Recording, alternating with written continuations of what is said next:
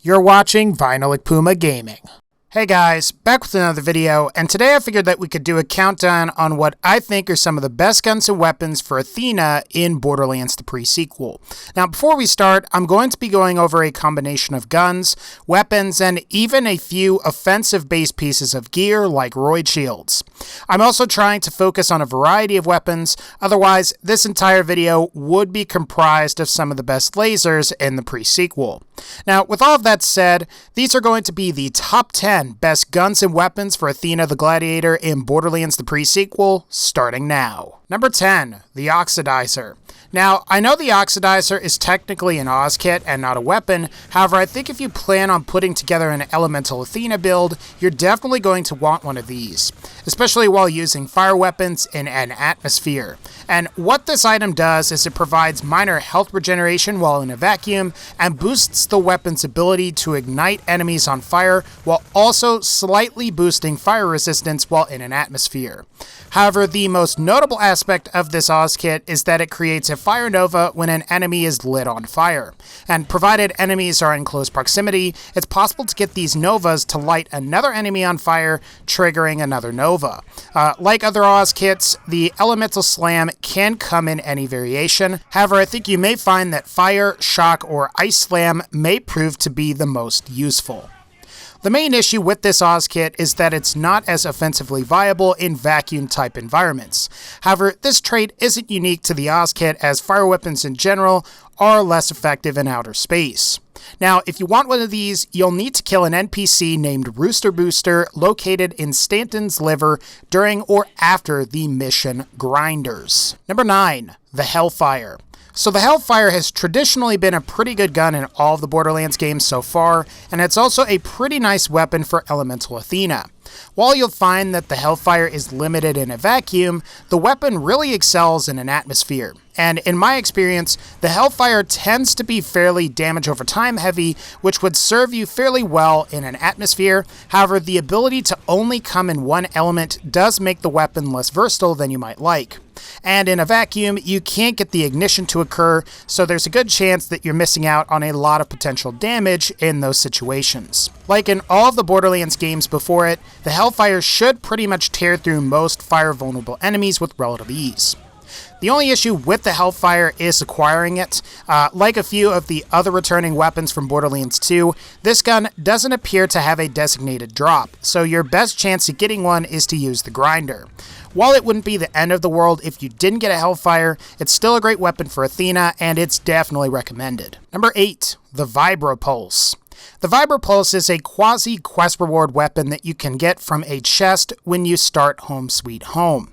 In addition to the Vibropulse, you get the Kiss of Death grenade and the Slammer shield. And of the three, the Vibropulse is useful on all characters as it heals the player for a portion of damage dealt. Obviously, you're going to want this weapon for Athena, as you can use it once you've acquired a high amount of Maelstrom stacks, and shock weapons in general have pretty good synergy with Maelstrom.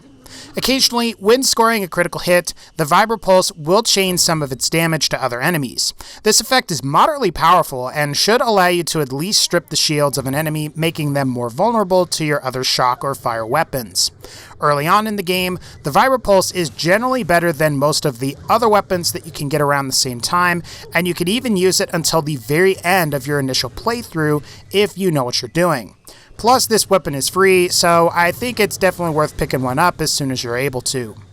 Of all of the items on this list, this is probably the easiest to acquire, simply because you just get it through playing through the main story. Number 7, the Tesla/Stormfront.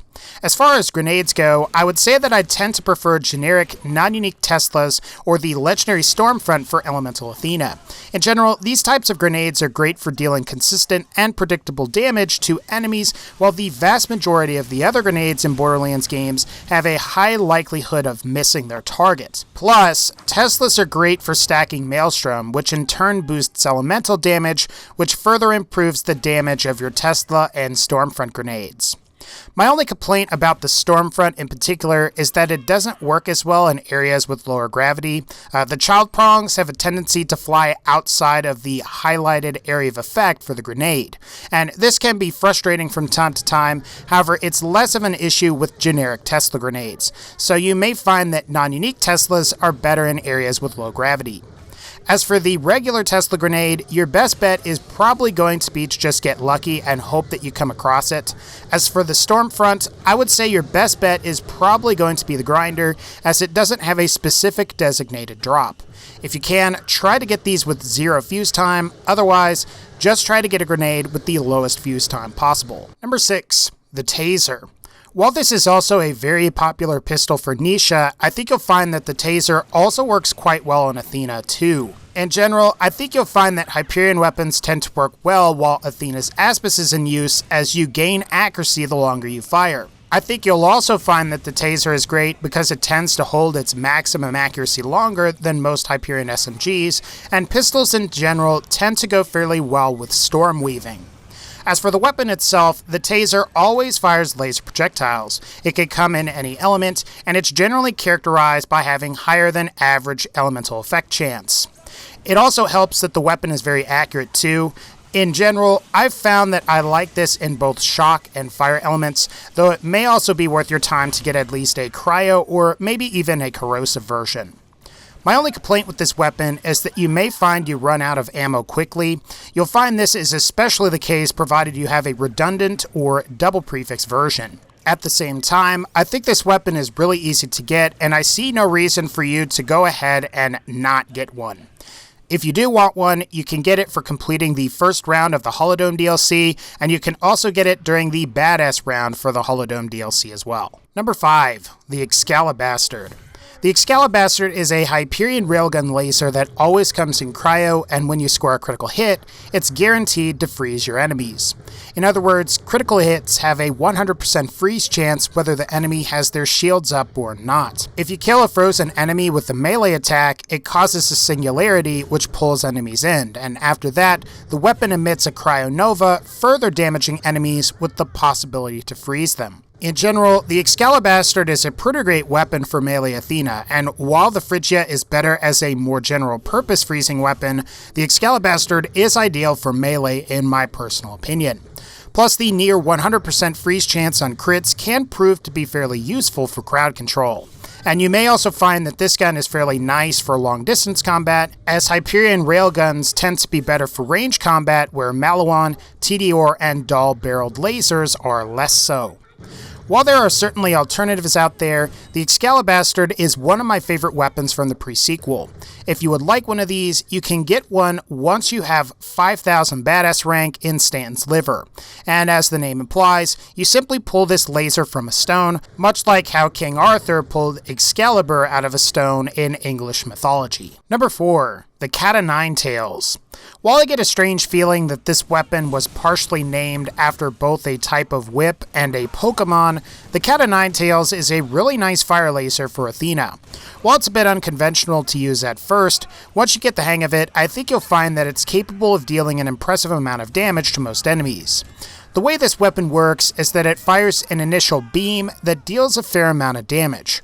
However, if the initial beam ricochets off of a surface, it splits into more beams. And while this may prove to be a little more difficult to use at first, what's great about the Cat o' Nine Tails special effect is that you're getting the effects of a splitter-type laser at significantly lower ammo consumption. Like other fire-only weapons, my only complaint with this weapon in particular is that it's less viable outside of an atmosphere. Otherwise, the weapon is quite powerful under ideal circumstances and with the proper gear setup. If you want one of these, you can get a Cat o' Nine Tails from any loot source. However, the most reliable way would be to farm one from the grinder. Number 3, the Shooting Star.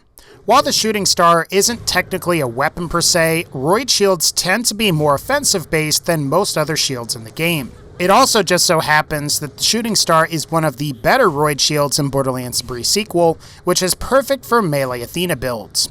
The Shooting Star is characterized as having fairly high roid damage, and while the shield is depleted, your melee attacks will also be accompanied by explosive damage.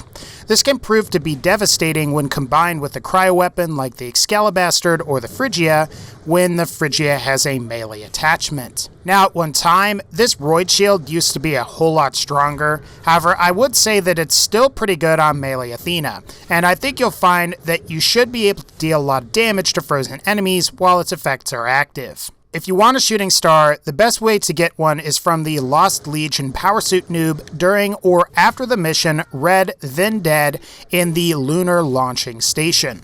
If you're playing melee Athena, I would say that you're going to want one of these shields along with a big thumper. Number 2, the Heartbreaker. It's unfortunate, but while the Heartbreaker exists in the game's files, the Heartbreaker doesn't have a designated drop area, and it appears that it can't drop in the pre-sequel at all. That said, if you know someone that has one, you can receive it from them, or you can make one yourself in a save editor. I think it's unfortunate that the Heartbreaker can't drop in the pre-sequel simply because it's an awesome weapon, and while it returns from Borderlands 2, I think you'll find that it's far better in the pre-sequel, especially when used with an Elemental Athena build. And like other shotguns, the Heartbreaker is capable of stacking Maelstrom really quickly, and you're also getting boosted critical damage, and you can heal for a portion of all of the damage that you're dealing. Of course, the disadvantage is that the Heartbreaker has a heart-shaped projectile pattern, which makes it really difficult to get every single pellet to crit an enemy. In general, you're not going to be able to really take advantage of critical hits like you can on other Hyperion weapons. If you can manage to get your hands on a Heartbreaker, I think you'll find that it's actually pretty awesome. While a Gearbox is primarily focused on Borderlands 3, it would certainly be nice if they allowed the Heartbreaker along with the Flying Maiden shield to spawn in Borderlands the pre-sequel. Number 1, the Thunderfire. In my opinion, the Thunderfire is one of the best dual-element weapons in the pre-sequel. As the name implies, this is both a shock and fire element laser, meaning that it's perfect for Elemental Athena builds. This weapon tends to be really good for stacking Maelstrom, as you're dealing both fire and shock damage simultaneously. When projectiles collide with either targets or nearby surfaces, they explode into these miniature fire novas. When applied to flesh enemies with shields, this combination should melt them like butter. I think you will also find that it works well against other types of enemies as well, since the initial projectile is a shock projectile as opposed to being a fire projectile. In general though, I think you'll find this weapon is at its most powerful while in an atmosphere. Otherwise, you won't be able to take advantage of the fire damage portion as much as you might like. I would say the Thunderfire is a must-have weapon for Athena, and while it does require the Claptastic Voyage DLC, if you have the Handsome Collection, then you won't need to buy any separate DLC. But once you have the DLC, the Thunderfire has an increased chance to drop from self-loathing and despair in the subconscious location. Alright guys, that's going to pretty much wrap up this particular video. If you like this video, please be sure to leave a like and let me know. What do you think is the best weapon or item for Athena? Leave it in the comments. Otherwise, like this video if you liked it, click the bell to join the notification squad, and as always, take care, and I'll see y'all next time.